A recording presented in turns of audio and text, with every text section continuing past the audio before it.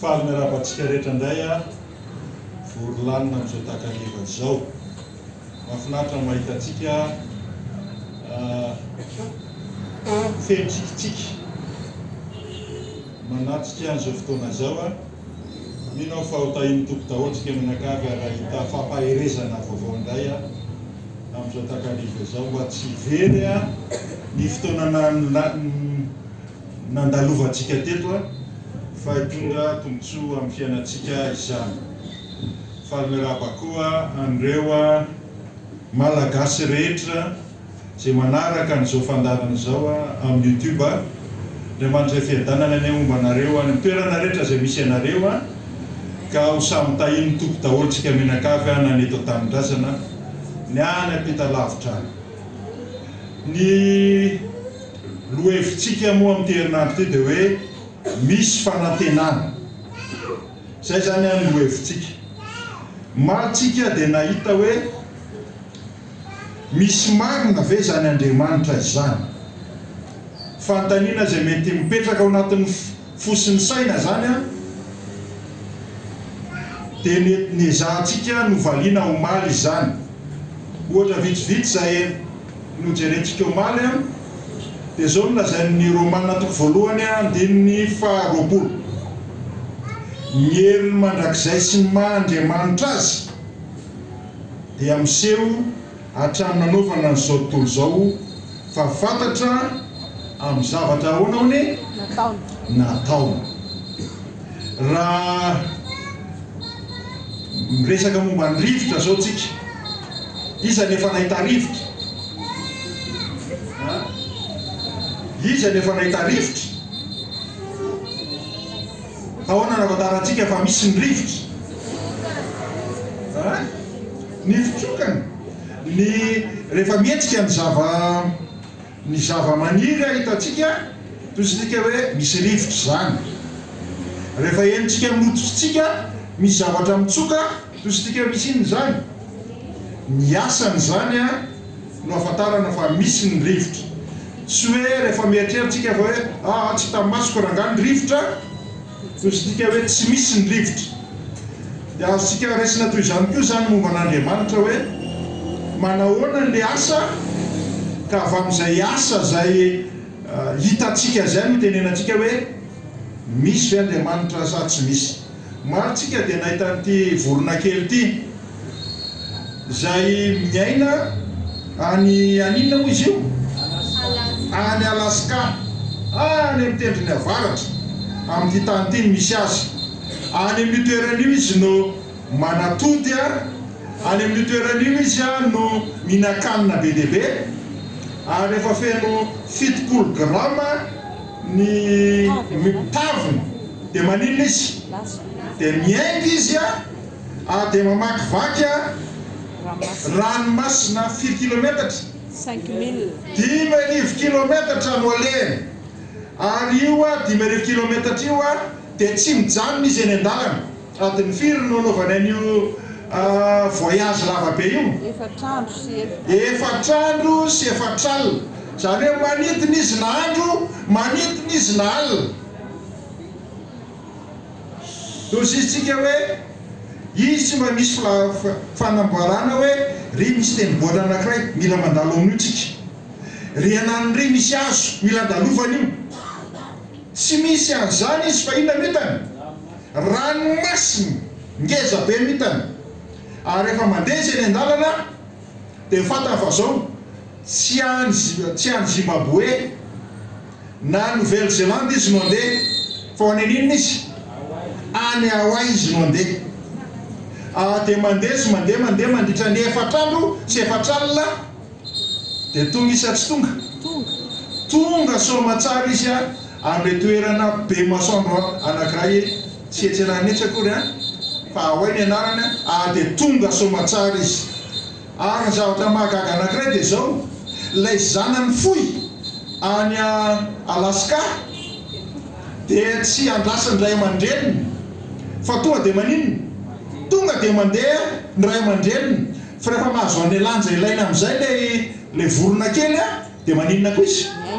Dia miainga koa izy. Dia lasa mamakivaky Oseana mandritra ny adiny 80 sy misy GPS andehanana fa dia misy mitariky azy hoe atonareo no mandeha. Magaga sa tsy magaga? Tositsika hoe zany fagagana toy izany mitenenantsika hoe tsy tongatonga ho azy zany. Tsy tongatonga ho azy tao anatin'ny sain'le vorokely zay voafoy milaza hoe ity ny lalana. Fa nisy mpaninona izy? Misy ampitarika, misy mpamorona, misy mitari-dalana hoe aria no andehanana. Ary be ny karazam-borona zay manao toy izany, zay ao anatin'ny taona izy mahavita 4 ny manodidina ny tany. Amin'izany izy tsisy mpanovo fa tonga dia lasa mandeha miodina 4 ao anatin'ny taona an'ity tany ity. Asa 4 kilometatra re zany. Zany nafantarantsika fa misy mikarakara reo zava-boary ireo. Hitantsika maly ny amin'ny inona izy ty? Girafy. Hitantsika maly ny girafy. Girafy no ohatran'isy ny avony 1 metatra ny avony, fa ambon'le 1 metatra mbola misy inona? 2 metatra. Mbola misy 2 metatra inona? Tendany. Ny tendany. Dia any ambonin'ny tendany vao misy inona? Any lohany. Mba ahafahany raha ho tonga any amin'ny lohany dia inona hitantsika? Misy fongeza be, ohatran'izay ny be 80 cm. 80 cm, ohatran'izay ny 80 cm zany. Ohatran' ity zany. Mbola kely. Ohatran'ity. Tsy ohatran'ny anale miteny ity fa 80 cm ny savaivon'ny abehan'ny fony. Zay ahafahany manosika an'le rahatra azy hatrany ambony. Fa ny magaga kosa isika dia zao, rehefa miondrika indray izy misotro rano dia lasa inona indray zany le loha any ambany. Le pompy nefa ve mijanona sa tsy mijanona? Tsy mijanona le pompy. Le 20 savaivon'lay fo fa dia manosika foana. Ka raha ohatra ny ka tsy misy zavatra ahafahana miaro dia mipoaka ny lohany. Fa ao anatin'ny tendan'lay girafy io isika dia misy inona ao? Misy valva anti-retour ao. Valva anti-retour. Zay rehefa midina ny lohany dia mikatona tolotolo ireo valva rehetrarehetra ireo zay hita ao amin'ny tendany dia tsy afaka manosika mamonjy an'ilay tendany. Ka zay raha rehetrarehetra tonga any amin'ny lohany eny dia misy ohatran'ny karazana éponge ao amin'ny lohany eo mitaty an'ilay raha rehetrarehetra zay lasa loha any amin'ny loha. Ary rehefa avy eo ndraika tapitapika eo sika misy liona mihazakazaka avany dia maninona indray izy? Mitraka indray ny lohany. Rehefa mitraka indray ny lohany dia maninona indray ilay valva rehetrarehetra? Misokatra daholo indray ilay valva rehetrarehetra mandehanany raha any an-tampitoany. Dia zany ve ozy isika dia tongatonga ho azy. Na dia nisy fahendrena ve nataon'ilay girafy hoe alonga ataoko an'izao ny antendako. Fa nisy inona tao? Nisy mpamorona tao. Ary hitantsika farany omaly reo sela mivatantsika, raha jerena microscope reo sela mivatantsika ireo ka lehibiazina 1 milliard atao agrandissement 1 milliard ka lasa hatramin'ny 20 kilometatra ny habean'ilay sela amin'ny alalan'ny fitaovana zany microscope électronique. Dia tazana amin'izany microscope électronique zany fa tahaka ny tanàna anankiray zay misy mandehandeha manao transport, misy salle de stockage, misy milina miodina migérer an'izany rehetrarehetra zany ao anatin'ilay sela kely. Hitantsika maly fa raha ray alina no alaitsika ny sela dia tahaka n'inona ny haben'izay sela ray alina izay? Ohatran'ny loham-pandraisa. Azontsika an-tsaina ve ny zava-misy zany ao amin'ny vatantsika io zay nataon'izy zany nataon'Andriamanitra zany fa tsy tongatonga ho azy. Dia ozy izy ny salamo hoe 5:30 hideranao aho fa manahoana hono matahotra sy mahatalanjona ny nanaovanao ahy. Mahagaga ny asanao ahafaratsy ny fanahiko marimarina izy. Mahagaga nanaovan'Andriamanitra atsika. Zay mahatonga atsika ino azy sy hitera azy eo amin'ny fiainantsika. Tena jerentsika indray omaly ny amin'ny Baiboly. Marina ve ty Baiboly ty? So dia mba nisy olona mba nanoratroratra tany alolohan-tany a, dia tonga aty amintsika izy misy antsika hoe avy amin'Andriamanitra io. Tena avy amin'Andriamanitra marina ve ny Baiboly? Sa boky mba anisany boky te mba nisy nanangonangona? Da hono sisitsika no ahafahana milaza fa avy amin'Andriamanitra ny Baiboly. Dia hositsika hoe raha misy zavatra voasoratra ao anatiny eo a, ka hositsika hoe tsy vitan'olombelona ny mieritreritra an'izany, fa tsy maintsy misy hery ivelan'ny olombelona no ahafahana no nahitana azy a, dia azontsika antoka fa Andriamanitra nanao azy. Raha itsika ohatra ny a misy boky maro ara-pivavahana ao anatin'izany Korana. Ao anatin'ny Korana io a dia misy a toko sy andininy maromaro izay milaza hoe ny tany dia manao ahoana? Fisaka. Ary milaza mihitsy azy amin'ny Korana io hoe raha ohatra ianao ka mino fa tsy fisaka ny tany fa boribory a, dia inona ianao? Tsy mino an'Andriamanitra ianao ary tokony atao ahoana? Ho saziana. Fa ny Baiboly a 700 taona talohan'i Kristy mbola tsy nisy olona nandeha teny amin'ny volana, mbola tsy nisy olona nandeha teny amin'ny espasy, teny amin'ino moa zany fiteneza amin'ny teny malagasy? Tany amin'ny habakabaka tany ambony any a, ka afaka nanamarina hoe boribory ny tany. Dia efa niteny ny soratra masina amin'ny teny frantsay izy no tena ahitana azy hoe inona hono ny tany? Cercle, boribory. Boribory ny tany hitantsika ao amin'ny Isaia zany. Dia tena no amarinina fa tena manaona ny tany aty aoriana, aty amin'ny fotoana misy atsika dia afaka miteny zao tontolo zao fa boribory ny tany. Fa taloha rehetrarehetra tany aloha tany dia nieritreritra daholo ny zanak'olombelona fa manaona ny tany? Fisaka ny tany. Fisaka ny tany a, ary nolazaina hoe raha mandeha tsika ka mandeha lavitra dia lavitra dia mihitsana misy lavaka ngeza be eo a izay enjerana. Raha ohatra ny a ka mandeha makany amin'ny faran'ny tany isika. Tsy izay nefa nolazain'ny soratra masina fa hozy izy hoe boribory ny tany. 510 taona talohan'i Kristy dia nisy an Job, ary ao anatin'ny bokin'ny Job dia misy an'izao teny izao hoe ny taniny a dia miantona eo amboniny tsy misy. Raha amin'ny teny frantsay hoe miantona eo amboniny néant. Tsisy olona nino an'izany mihitsy hoe dia ity zavatra mavesatra be ity ve dia tsy mba misy mitaty azy akory eo ambany eo, fa dia miantona fotsiny amin'izao. Soratra masina nefa niteniteny fa ny tany dia miantona. Rehefa niakatra nakeny amin'ny volana ny zanak'olombelona tany anabakabaka tany a, dia tena hitany marina fa manaona ny tany? Miantona ny tany eo amin'ny tsy misy.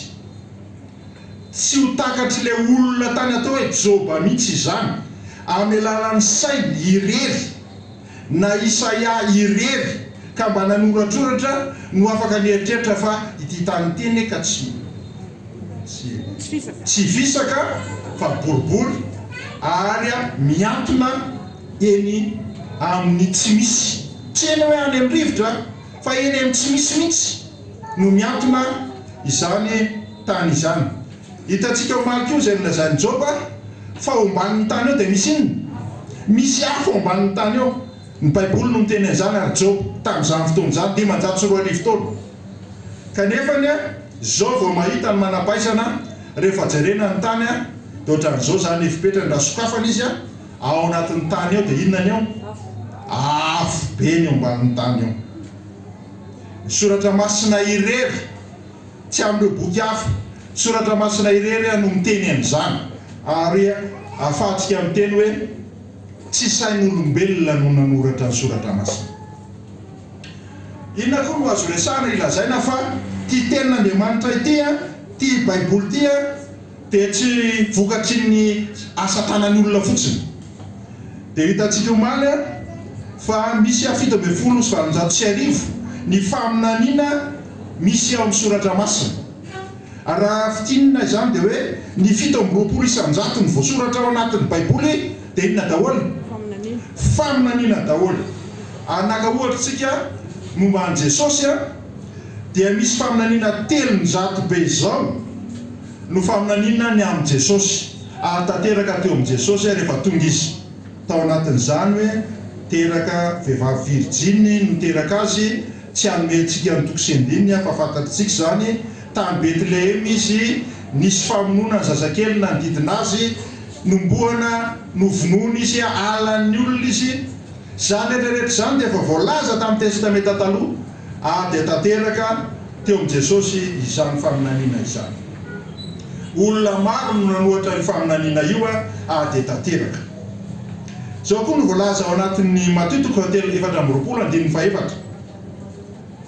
Hoy izy hoe Jesosy namarika nanao taminy hoe mitandremo fa andao isy hanitaka anareo. Fa maro no avy amin'ny anarako hanao hoe izaho ny Kristy, ka maro no voafitany. Ary andehady filazanady anareo. Ary isy firenena hitsangana mely firenena, ary isy fanjakana hitsangana mely fanjakana, ary isy mosary sy horohorontany amin'ny tany samy hafa. Ary isy mpaminany samboka maro hitsangana ka mitaka ny maro. Noho ny habeny tsy fankatoavan-dalàna dia mangatsika ny fitiavan'ny maro. Raha mamaky an'izany Matthieu 4:20 zany isika dia tokony tahakany mamaky gazety. Efa voalaza meloa fa mivanim-taona misy antsika dia izy zavatra toy izao, toy izao, toy izao, toy izao. Ary mijery gazety tsika dia mahita tsika fa reo voalaza rehetrarehetra ireo dia zavatra manahoana ireo? Zavatra iainantsika. Reny rehetrarehetra ireny zany ilazantsika fa tsy vokatry ny sain'olombelona tsotra koa ny soratra masina.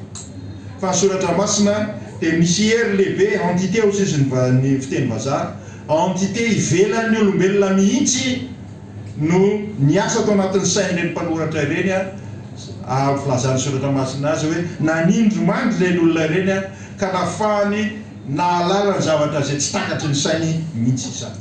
Fa ny zavatra tena mahagaga ary inona ny soratra masina dia izao: be dia be ny olona voahova ny soratra masina teo amin'ny fiainana. Petsaka ny olona izay nitondra fifaliana sy fahasambarana ho azy ny fananana ny soratra masina. Dia misy ny milaza hoe ainy soratra masina avy amin'Andriamanitra, fa zany soratra masina zany efa ny teny an-dalana teny dia efa niova. Efa niova. Teny am-pandikana teny dia efa nivain'ny olona ny zavatra nisy tao, fa tsy ohatran'io izy tamin'ny voalohany.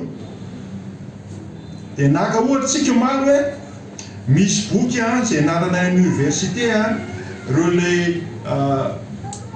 mpandinika grika dia nanoratra boky izy ireo ary ny kopia izay hita hatramin'izao amin'ny soratan'izy ireo dia misy 500 kopia zany, kopia an'ilay original. Dia hitantsika fa nisy mpanoratra anankiray atao hoe Homera ny anarany izay taloha ela be koa dia 340 ny kopia teo am-pelantanana izay ananana amin'izao fotoana izao. Fa ny testamenta vaovao ireo olona dia manana kopia firy 750. Izany hoe jerena ty baibolitsika ity dia jerena ilay kopia taloha dia hita hoe mitovy.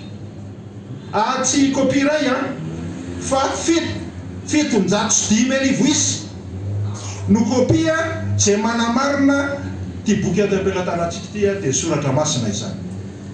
Dia hitantsika omaly koa fa raha reo boky tsanainy izay soratan'i Platon sy Homera dia misy hatrany amin'ny 300 ny elanelana taona, ny elanelana nisy teo amin'ilay original sy ilay kopia voalohany. Ny Homera 700 taona, fa ny boky ny testamenta vaovao dia 530 taona ny elanelany. Izany hoe mbola teo ilay mpanoratra, mbola teo Petera, mbola teo Paoly, mbola teo i Jakoba tamin'ny nanaovana an'io kopia io, ary afaka miteny hoe tsy izany mihitsy no soratako dikan'izany zany dia zao reo boky ao anatin'ny soratra masina reo dia tsisy diso reo fa le nosoratana zay nahazo tsindrimandry avy amin'Andriamanitra no nahazahoana an'izany. Fanontaniana ngezabe indray nidirantsika androany. Eny ary raha misy Andriamanitra, le Andriamanitra fitiavana, maninona no misy ny ratsy? Andriamanitra dia Andriamanitra tsara, tena tsara. Ka io Andriamanitra tena tsara io ve tena no ratsy? Zay zany mipetraka fanontaniana zay mety mipetraka ao anatin'ny saitsika. Rehefa mahita zazakely tsika hoentina ho alevina, tositsika hoe tsy rariny kosa zao hoe olona zay tena mbola zazakely mihitsy kanefa dia mipohany aretina dia maty. Fa iza nahatonga an'izany? Raha misy Andriamanitra, maninona ny tsy narovan'Andriamanitra izany zaza izany? Efa nahitana ohatran'izao tsika angambany, vehivavy sy amoa. Maninona le olona? Vatany atokana. Fa ninona? Lohany anankiroa. Olona misy zany vatany tokana, ny tanany anankiroa, ny tratrany tokana, tongony anankiroa, fa lohany manahoana? Anankiroa. Dia ireo zao izy tamin'ny vonikely dia tamin'ny 1998 izy io, dia tamin'ny 1912 da 2012 izy io dia no nefa taty aoriana izy dia nisarahana tsy fantatra mozy fomanana ohatran'ny hoe nisy maty ny anankiray tamin'ny aloha dia velona zany no niainana nohy. Toy izy ianao hoe dia zany fe dia zavatra vitan'Andriamanitra. Zavatra toy izany teto amin'ny firenentsika nisy an'ity zavatra ity. Inona io? Accident iny taxi brosy. Ary rehefa tonga le accident taxi brosy dia nanao be dia be no maty ary nampalahelo. Nisy pasteur zao andeha hanao asa fitoriana tany Mahajanga. Pasteur natory tao aminay tao le pasteur taty aoriana dia aminay andeha hanao asa fitoriana any ambanivohitra Mahajanga izy nandeha mafy ilay tomobile dia nivadika dia maty teo izy. Raha mahita an'izany rehetrarehetra zany tsika, tositsika hoe dia tena misy marina ve Andriamanitra? Dia tena mifehny zao tontolo zao marina ve Andriamanitra? Ary mandeha daholo zao karazana fanontaniana ao anatin'ny saitsika zao. Misy ny teto amin'ny firenentsika koa misy an'izao cyclone dia ny foan'ny tanàna iray manontolo. Misy ireo aiza misy an'ity toerana ity nareo? Raha misy mahita ary io, hita tsara ve le sasa tsy hita? Tsy hita? Eny aninona? Eny amin'ny la réunion kely io. Fa etsy ambony etsy dia inona izy io? Any an-dafy io ireo olona. Misy ohatran'io la réunion kely io koa any an-dafy any. Misy ny fanontany sy ny fanaintainana maro samihafa izay misy eto amin'ity zao tontolo zao ity. Ka raha misy Andriamanitra, nahoana ny misy zany?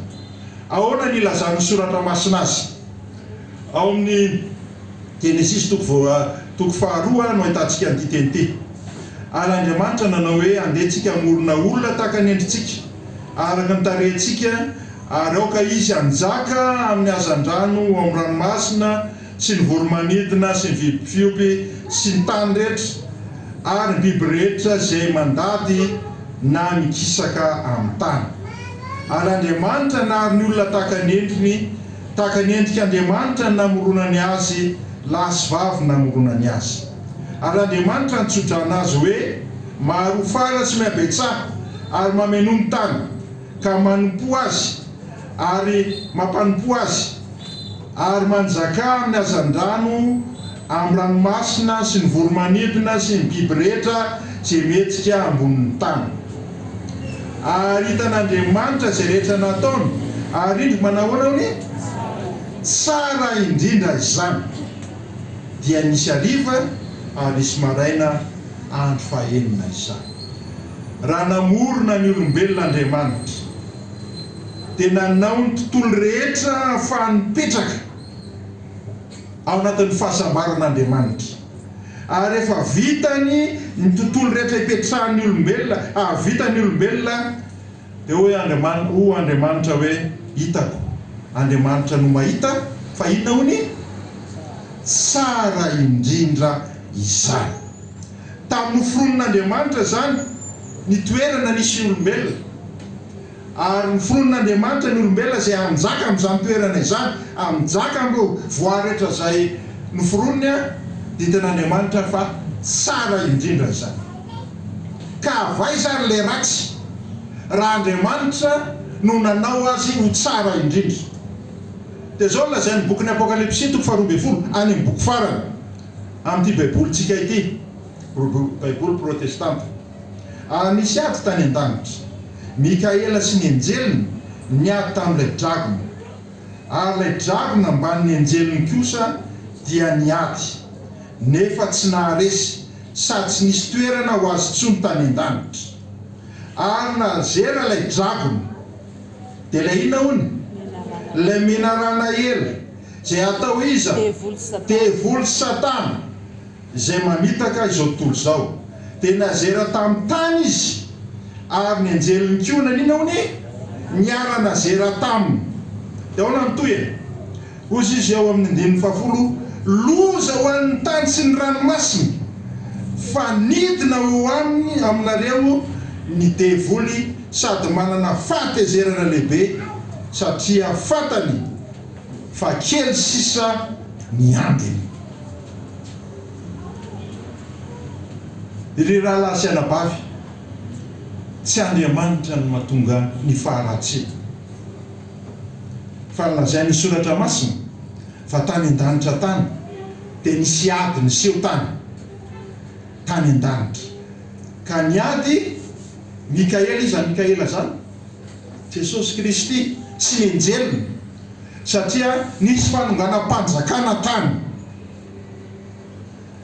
Resy ilay mpanongam-panjakana dia natao hoana hony?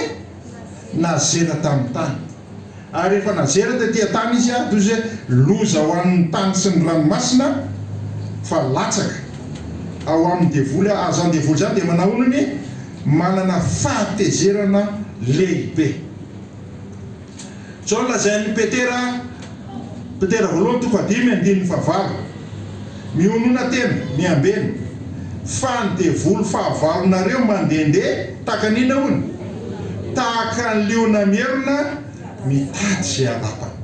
Rehefa nazera teto zany Satana sy ny anjeliny, tsy mipetrapetra-potsiny izy, fa tahaka ny sy ny soratra masina, tahaka ny liona mierona.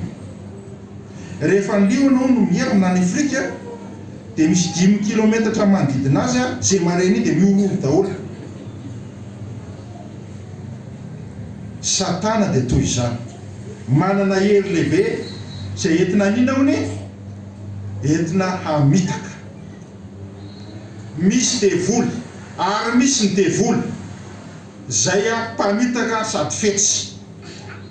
Misy mantsy olona mieritreritra hoe fampiresahana fotsiny zany devoly zany, tsy misy zany Satana zany, fa ny soratra masina izay hitantsika fa tsy diso dia milaza amintsika fa tena misy ny devoly, tena misy lay mpamitaka fetsilay teny devoly izany.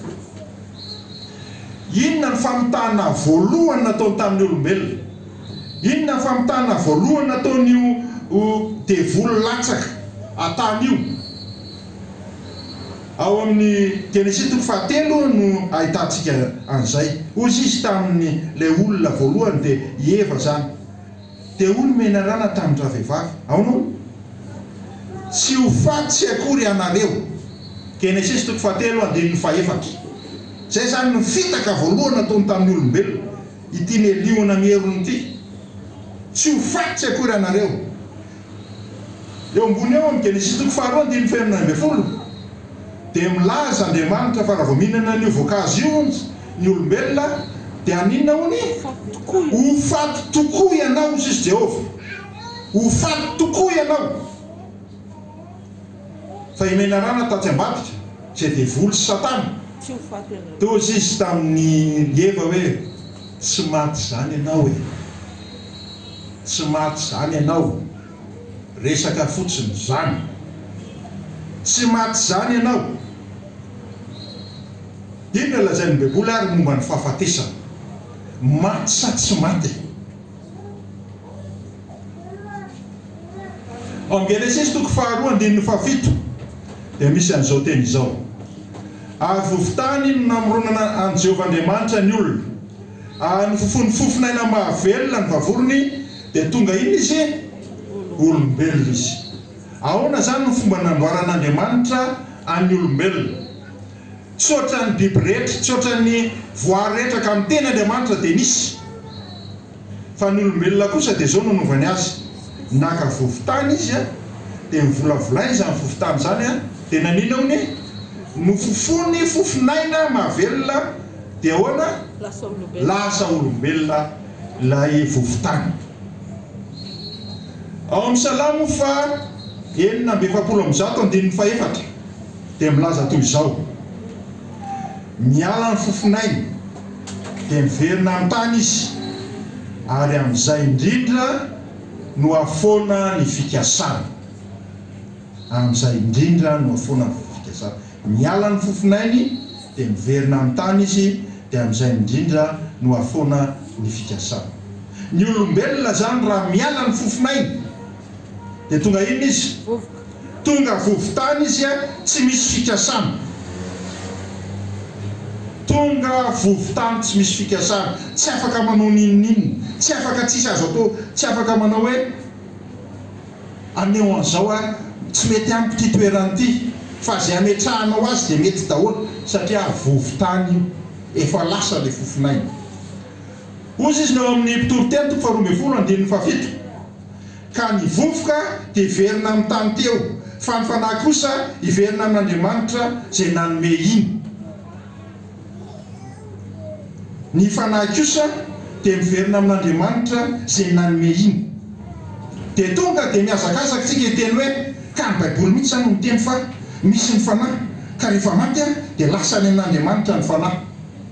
Fa na jerentsika ny original, ijerevana ny teny hoe fanahy, dia fofonaina no resahany azy. Fofonaina, lasa ny fofonaina. Ny soratra masina zany a dia tsy mifandipatra, iarizy azy olona lazainy a, dia re amin'ny toerana ray izy hafa no lazainy, fa fofonaina. Ahoana nanamarena antsika an'izany? Ndao jerentsika ny DM. Ao amin'ny DM misy dia mazava tsara ny lazainy DM. Inona nin'izany DM zany? Dika teny iombonany eto Madagasikara zany.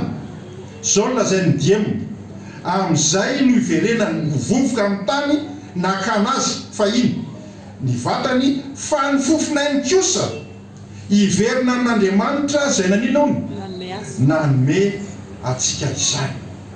Ny DM no miteny azy tena mazava be zao anatin'ny DM hoe ny fofonainy no ilazana azy. Any amin'ireo dikateny hafa dia ahitantsika an'izany. Ao amin'ny soratra masina, ao amin'ny baiboly dia tsy misy milaza mihitsy aho hoe rehefa maty a, na toko sy andininy ray fotsiny azy ao anatin'ny soratra masina milaza fa rehefa maty dia lasa ny an-danitra, na lasa amin'ny toerana hafa ny fanahy.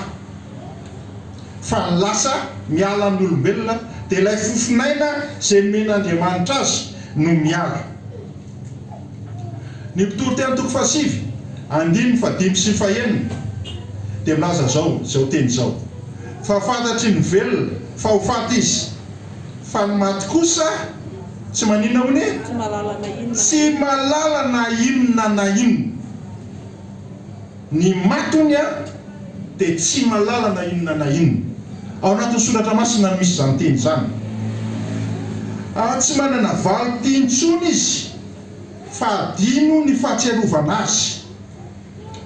Tsy manana valy tintsony izy, fa adino ny fahatsiarovana azy, na ny fitiavany, na ny fahakalany, na ny fialonany dia samy inona hony, samy levona ela, efa levona ela. Sady tsy manana anjara intsony mandrakizay amin'izay atao ety ambany masoandro. Rehefa maty zany ny olona anankiray dia tsy manana anjara ntsony ary tsy mahita intsony, tsy mahafantatra intsony ny zavatra misy ety ambany masoandro. Iza no miteny an'izany? Ny soratra masina izay nianarantsika omaly fa tsy mandaingy mahafantatra ny zavatra rehetra no miteny an'izany hoe tsika mbola tsy tany ambadika ny fahafatesana, fa ny soratra masina kosa dia mampilaza amintsika izay mahalala ny zavatra rehetra hoe rehefa maty ianao a dia tsy misy ninina fantatrao a, tsy misy linina azonao atao. Rehefa maty ianao dia tsy afaka mitaha na iza ianao. Ary raha misy ny fitahiana ataon'ny maty a dia ny kamboty no sambatra indrindra. Ny kamboty ny sambatra indrindra. Satria ireo ray aman-drenina efa tsy eto ambonin'ny tany intsony afaka miahazy. Fa tsy izany no lazain'ny soratra masina, tsisy filazana an'izany na ray azy. Mbola afaka miseho amintsika ihany ve ren'ilay ray aman-drenitsika maty ireny? Maty izy a, dia rehefa maty izy a dia aveo izy miseho amintsika, mangatsika mba fonosy amin'izay afa ela be izay. Dia lasitsika manino? Vidy lamba mena Lasa vidy lamba mena tsika dia lasa manao voalaza ny baiboly hoe zany izay mahita ny eo ambadiky ny fahafatesana. Ozy ny fahafatesana, ozy izy ny baiboly hoe rehefa maty dia tsisy azo atao intsony fa mile ao amin'ny pasana izy a dia ao izy ao, tsy afaka manao ninina intsony izy. Ka raha zany ary no izy, inona zany reny fanahy misehoseho ny havany reny, reny le razana miseho reny, ny avelo, ny angatra, ny matoto, zay tena ijerenao dia tena izy mihitsy io, tena io tena mitovy aminy mihitsy tamin'izy le maty, tamin'izy le nandehandeha, an'le akanjo nampanaovina azy tany am-pasana mihitsy no anaovany. Inona ary reny? Dia soratra masina ihany no milaza azy. Efesiana 1:12. Fa isika tsy mitolona amin'ny nofo aman-draha, fa ny fanapahana sy ny fanjakana sy ny mpanjaka n'izao famezinana izao. Ay zany misy mpanjaka, misy fanjakana izay misy mpanjakana atao hoe mpanjaka ny famezinana. Izy zany devoly satana araka ny anarantsika teo, dia amin'ny fanahy ratsy zay zao ny eny amin'ny rivotra. Ry havako malala, aiza manaiky fitahan'ilay fahavalon'Andriamanitra, aiza manaiky fitahan'ilay fahavalon'Andriamanitra. Fa ny soratra masina izay malala ny ambadiky ny zavatra rehetra dia miteny amintsika fa fanahy ratsy eny amin'ny rivotra reny zavatra rehetrarehetra hitantsika ireny. Na dia topotopoka tahaka n'inona ary fotsika mahita an'ireny heverintsika fa havantsika ireny a, dia ny soratra masina dia milaza fa fanahy ratsy eny amin'ny rivotra ao amin'ilay fanjakana ny maizina no mampiseho antsika reny zavatra eritreretintsika fa havana ireny. Dia teo Romaina 12:20, andininy 10 ka hatramin'ny 12 dia misy an'izao teny izao: aoka tsisy ao aminao izay mandeha mampandeha ny zanany sy ny zanany vavy hamaky afo. Iny zany mamaky afo zany? Rehefa avy mandevona dia tsy miditra ao an-trano, fa asiana inona aloha baravarana? Asiana afo. Fa manino anao asiana afo ao? misy lolo. Satria manino? Eritreretinao fa le fanahy lay avy nalevina na le fasana soratana no sokafana dia manino? Manaraka anao. Dia ozy ny soratra masina, aiza manao an'izany? Fa fanaovanao an'izany dia milaza ianao hoe za mbola mino ihany ka, mbola mino an'ilay devoly aho izay manaraka avondamosina. Fa ozy izy ny soratra masina hoe aiza manao an'izany? Aoka tsisy eo aminao izay mandeha mampandeha ny zanany na ny zanany vavy hamaky afo, na mpanao fankatoavana, na ny mpanango, na ny mpanao sikidy, na ny mpanao ody efa sahirana, tsy miditra amin'ny volo.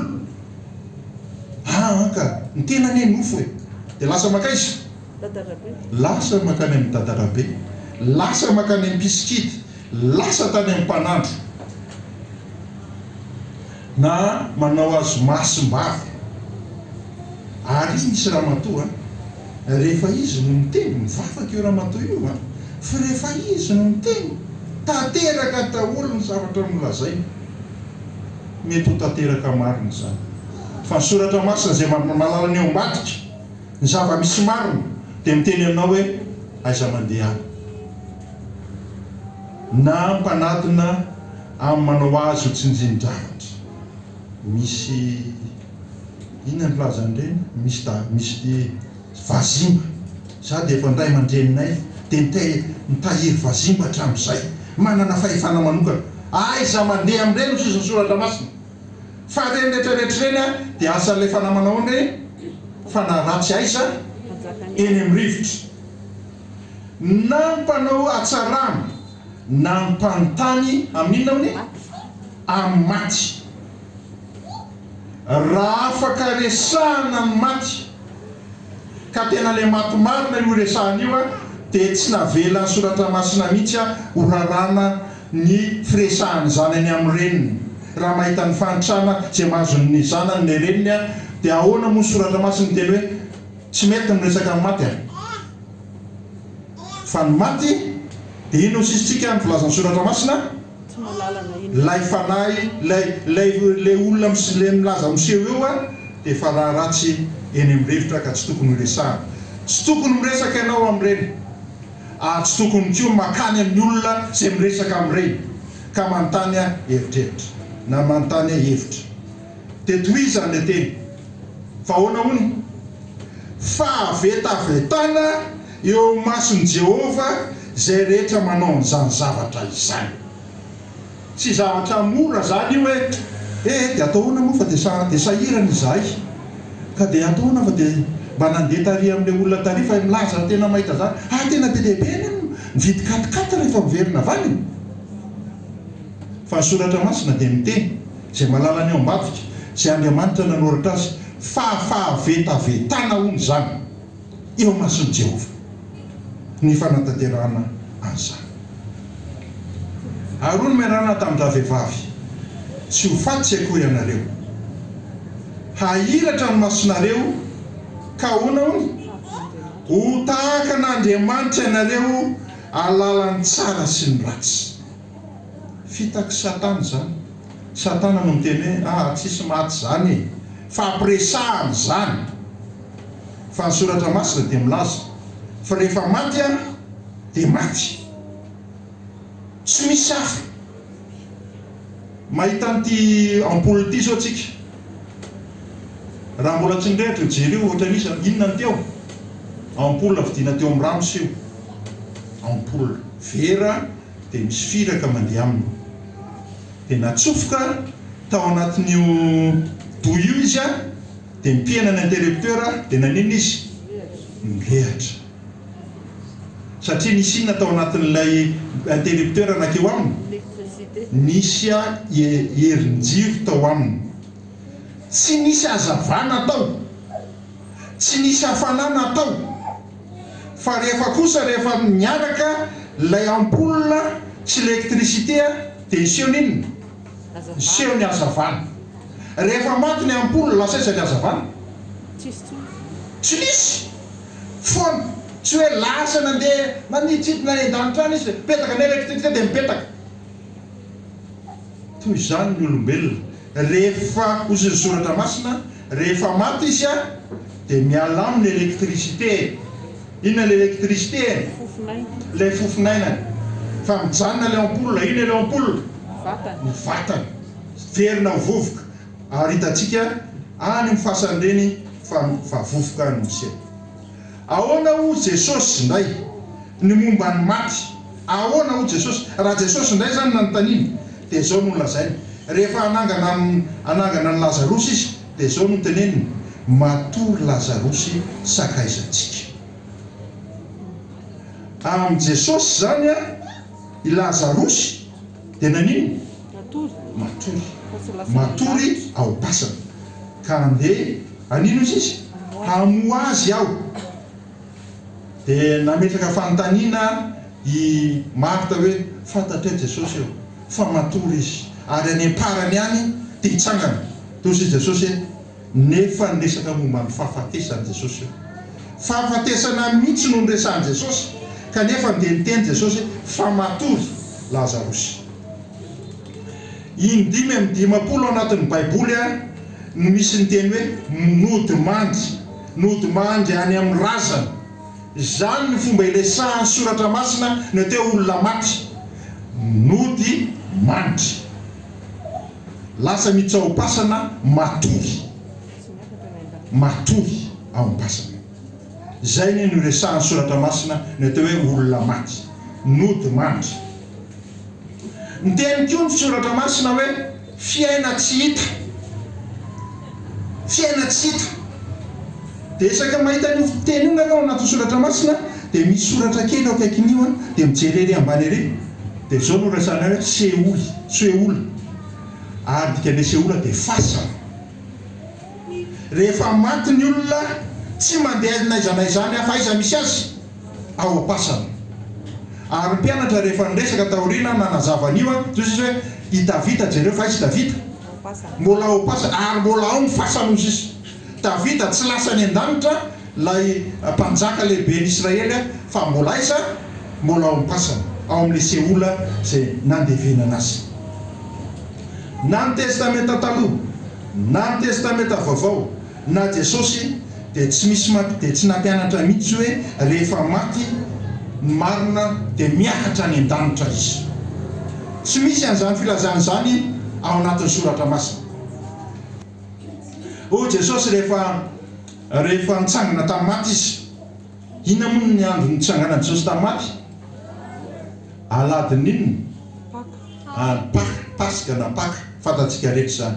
Rehefa nitsangana tamin'ny maty izy dia nisy vehivavy, izy ny anaran'ilay vehivavy Maria Magdalena, tonga dia nahita azy izy andeha sakambona Jesosy izy.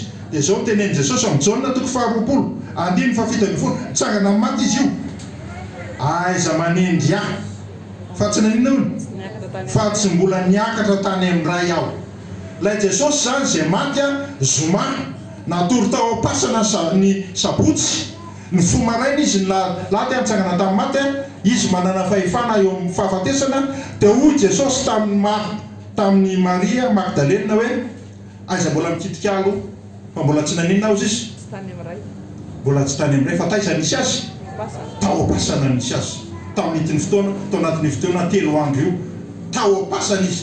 Ilay Jesosy marina tsy nanana fahotana telo lazainy soratra masina fa nandritra ny 3 andro io Jesosy dia tao am-pasana fa tsy tany an-danitra. Kanefa tsika dia indray dia milaza fa raha vao maty ny olona anankiray ka olona marina izy dia tonga dia makaiza any an-danitra izy. Soratra masina zany tsy milaza an'izany. Ozy izy Jesosy ao amin'ny Jaona 4:20, izao ny fananganana ny maty sy fiainana, izay mino ahy na dia maty aza dia mbola ho velona indray. Ny lazain'ny soratra masina momba ny maty dia fitsanganana ny maty, atsangana ny maty ny olona. Matory izy ao am-pasana. Dia tahaka nanaovana ny Lazarosy tonga Jesosy dia niteny amin'ny ry Lazarosy mitsangana.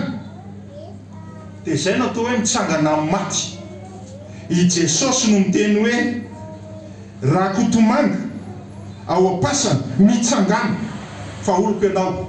Dia maninona? Manantona tolotolo nofo sy ny rehetrarehetra dia mitsangana zany olona izany. Ny soratra masina zany dia tsy milaza hoe lasa any ambony any aloha izy, ka rehefa tonga Jesosy any arena dia miverina anga ny lefana mitsofoka ao anatin'ilay melofo dia mitsangana amin'ny maty izy. Tsisy filazana an'izany ao anatin'ny soratra masina. Fa ozy ny soratra masina rehefa maty ianao dia matory. Ao ianao aloha.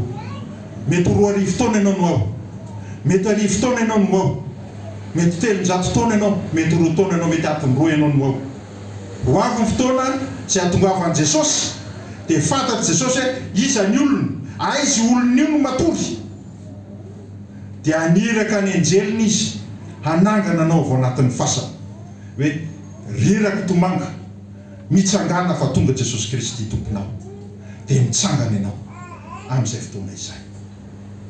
ozy ny Daniela toko faharoa amby folo andininy faharoa ary maro amin'izay matory eo amin'ny vovoky ny tany no aninona hony no ifo ny sasany ho amin'ny fiainana mandrakizay ny sasany ho an'ny enatra sy ny latsa manaona mandrakizay marony ho an'izay matory eo amin'ny vovoky ny tany matory eo amin'ny vovoky ny tany ny olona maty tompoko fa ho avy ny fotoana azy aninona hoe ifoazana ary efa mifo izy dia mizara roa izay nanompo an'Andriamanitra izay niaraka tamin'Andriamanitra teo amin'ny fiainana dia ho amin'inona hony fiainana mandrakizay tsy voamaty izy zany dia any fiainana mandrakizay fa amin'ny fiverenan'i Jesosy Kristy dia miaraka eo daholo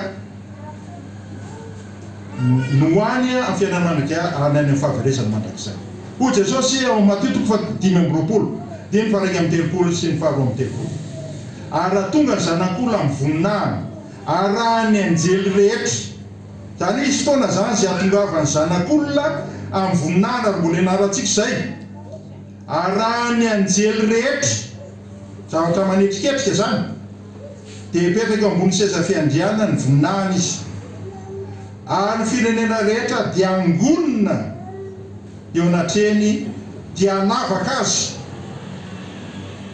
tahaka ny mpiandrozy manavaka ny ondry sy ny osy efa ho avy amin'ny voninahitra Kristy tompontsika arahan'ireo anjely dia atsangana amin'ny matiny maty ary Jesosy Kristy no navaka hoe retsy niaraka tamiko retsy ilay ondry mandovany fanjakana zay vomanao anareo atramina ny renina ny tontolo zao fa retsaka ilany retsy kosa ilay osy zay tsika ny malala izy ny farany Tesaloniana voalohany toko 4:4 fa 9:10 ka hatramin'ny 7:10 ao amin'ny dikateny diema no ahitantsika zao teny zao dikateny diema izy baika atao antsoavy omban'ny feon'anjely sy ny feonaraka nitsopetra an'Andriamanitra ka ny tompo mihitsy no hidina avy any an-danitra ireo olona maty tafaray amin'ny Kristy no atsanga no velona voalohany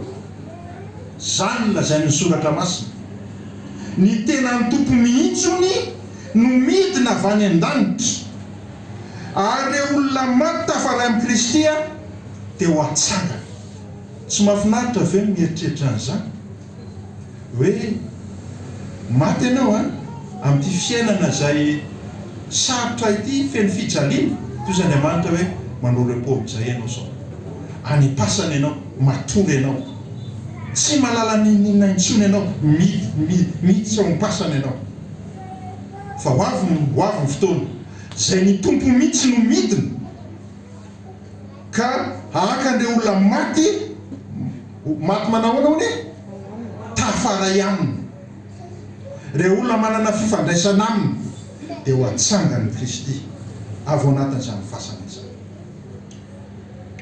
ozy izy nasan'ny apôstôly toko 9:10 andininy faharaiky amin'ny telopolo mino an Jesosy tompo dia ahoana hony ho vonjena ianao sy ny ankonanao izay ny teny farany izay tian'ny tompo menantsika androany afa-malala na dia fezin'ny Satana zao tontolo zao feny an'izao karazana fahoriana sy zava-dratsy sy azo lazaina hoe loza maro samihafa sy amizeo eto amin'ity zao tontolo zao ty dia misy ny fanantenana misy fanantenana andamosiny zany rehetrarehetra zany zay olona ao amin'ny Kristy mino amin'ny Kristy dia tsy very fotsiny ny arahany tamin'ny Kristy fa ho avy ny andro raha sanatria izy maty dia ho avy ny tompo amin'ny tompo mihitsy no hidina dia teny aminy hoe mitsangana ry zanako fa tonga Kristy tomponao avy ao anatin'ny fasana ahoana no nahafahana manantanteraka an'izany ahoana no nahafahanao vovonjy toy sy ny ten'Andriamanitra hoe mino an Jesosy tompo dia ahoana hony ho vonjena ianao sy ny ankonanao iza re amin'ity arivo ity no mba maniry mba ho vonjena hoe za dia mba maniry tompo mba ho vonjena ka raha sanatria mandalo fahafatesana dia azo antoka ny amiko. Izy izy ny apôstôly Paoly zay hoe efa niady tsara amin'izay teo fiainana. Azoko antoka ny amiko fa apetrako amin'ny Kristy Jesosy za, satria za dia mino ny Kristy Jesosy eo amin'ny fiainako. Ka raha sanatria maty dia voavonjy ahy. Izy mba manana izany fanindrina zany. Ndao tsika hitsangana hivavaka.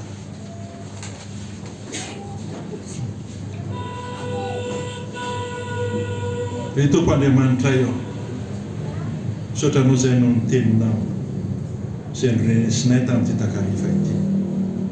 Ilay teninao tsy mandainga dia miteny aminay fa ianao dia Andriamanitra fitiavana.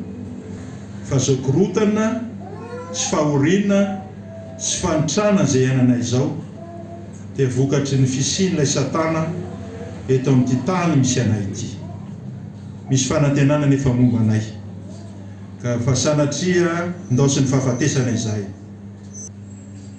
Ihany androany volana izay inonay fa tsy ho ela intsony dia ho avy anao Kristy tomponay hidina ary anangana anay avy amin'izany fasana izay andevenanay izany. Hoy ianao hoe izay mino dia ho vonjena izy sy ny ankonany. Eny Tompo malalo mba voavonjy daholo izay sy ny ankonanay. Mba tsisy ho very tahaka ny Noa ka izy mivady miaraka amin'ireo zanany rehetra dia mba voavonjy. Mba toy izany koa ny Tompo izay menakavy, mba tsisy ho very izay menakavy fa irahina hiaraka daholo ho any amin'ny lanitra vaovao sy tany vaovao rehefa tonga eny amin'ny ranolanitra ianao. Tanterao amin'ny fiainanay ary zany aok'izay mba ino ary araka ny lesona izay ny anaranay maly aok'izay ho atao batisa amin'ny anaran'ny Ray sy ny Zanaka ary fanahy. Petrao anatinay izany fanantenana izany ka raha andeha hody izay androany dia mba horovanao izay mandritry ny alina amin'ny asany ratsy rehetra mba hitatory izahay. Raha misy aretina izay miseho anatin'ny fiainanay dia mba ianao ilay Andriamanitra mpanasitrana mba hanasitrana anay. Raha mpitso tontolo dia petraka eo am-pelantananao ny asa mandrarahanay, ny fianarany zanakay, ny fiarovana azy mandritra ny vakansa. Ary hariva ny mpitso hariva toy izao dia hiaraka eto daholo indray izahay handray ny teninao. Saotra Tompo noho ny fitiavanao anay. Amin'ny anaran'i Jesosy Kristy mahavonjy no angatahanay izany vavaka izany. Amen.